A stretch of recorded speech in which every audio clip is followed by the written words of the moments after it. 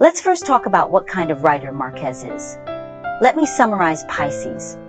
He was born in a small town in Colombia in 1927. At the age of 22, Marquez dropped out of college. At the time, he described himself as smoking 60 low-quality cigarettes a day without hesitation and writing a daily column to earn some meager royalties. He was very poor, loved smoking, and dropped out of school. You see, isn't this a very bad person? When it gets dark, he just stays there for the night. His future is dark.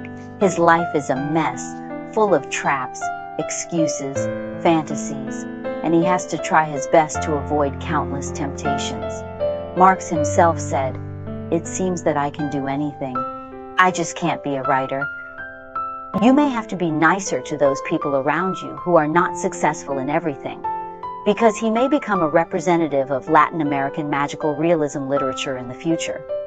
I like Yu Hua very much. We talked about his life, right? He said that if we were to do a survey among writers and ask who everyone likes the most, Yu Hua said, "I believe that more than 50% of writers around the world would say it is Marquez without hesitation. He is indeed the greatest writer." What is Yu Hua's feeling towards Marquez? He used 4 words to say, only admiration. So, when I first read Marquez, the impact was very strong. I didn't know who Marquez was during the summer vacation. I just found the name of this book very strange. There are people who write about loneliness, 100 Years of Solitude. I read it. At that time, we were young and thought we were lonely and unique. After watching it, I didn't understand anything, but I felt like an explosion in my body. I felt groggy and dizzy the whole day, and my soul was out of my body. After reading it multiple times, I couldn't shake the feeling that Marquez was deserving of the Nobel Prize for Literature, even alongside other incredibly talented writers who had received the award.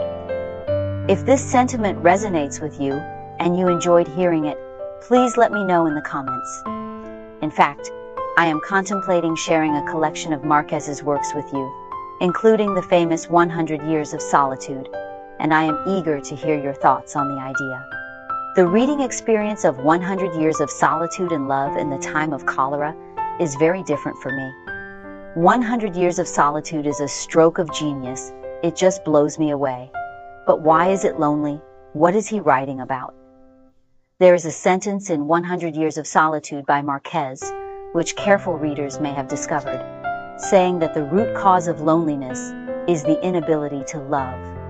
Therefore, Love in the Time of Cholera can be seen as a sequel to 100 Years of Solitude, with cholera taking place on Earth. This book explains what love can do to a person and how one can acquire the ability to love. How much do I like Marquez? Because I had to go to Colombia many years ago. It was quite difficult at that time. I had to go through a lot of twists and turns to land. When I arrived at the airport, I really saw the drug police with guns and ammunition. They led a big dog. It was the first time I saw such a tall dog in the airport. It was a drug detection dog. It could smell the smell of everyone. Then when I went out, I saw the tall plants on the street growing up to the sky. I remembered a book written by Marquez about a man who always farted, so the green plants in his room grew very lushly. She was in good health. Then I met a girl with black eyes and moist skin in the bakery. Suddenly it rained, so she stood outside and danced, stepping on corn kernels barefoot. She told me that there were little gods living in the corn kernels. There is a tree in the middle of a shopping mall, and parrots with colorful feathers stand on the shoulders of sailors. They start drinking and singing anytime and anywhere. Oh, if you have read Marquez, you will immediately understand everything I am describing, and it is all true. The topic we should bring up is the Nobel Prize in Literature. Interestingly, in the West, this award has been given a rather grim title, The Kiss of Death. The reason being is that it has been noticed that after a writer has won this prize, their ability to produce good quality literature is significantly hindered. Thus, obtaining this award is actually detrimental in the long run, as it means that a writer's career has reached its pinnacle and it is downhill from there. But Marquez was not yet 40 years old. He completed 100 Years of Solitude in 1967.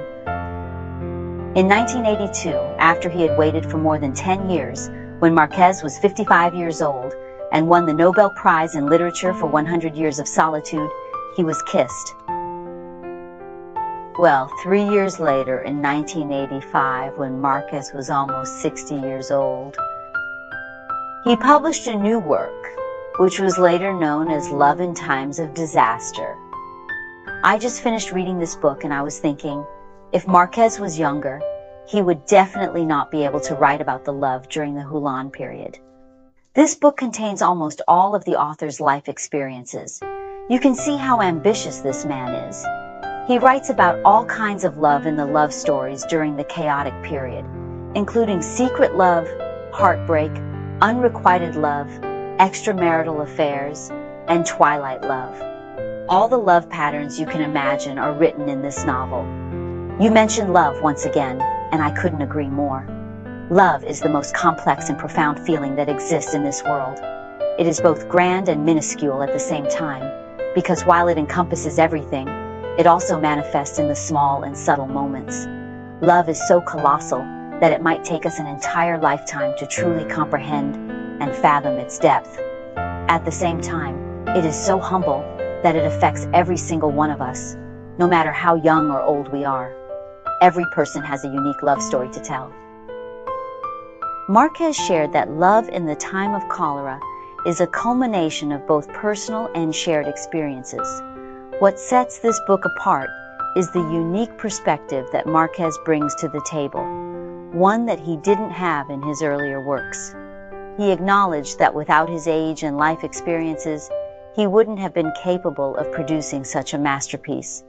With age comes wisdom and a certain calmness about life, allowing Marquez to create an extremely generous and thought-provoking book.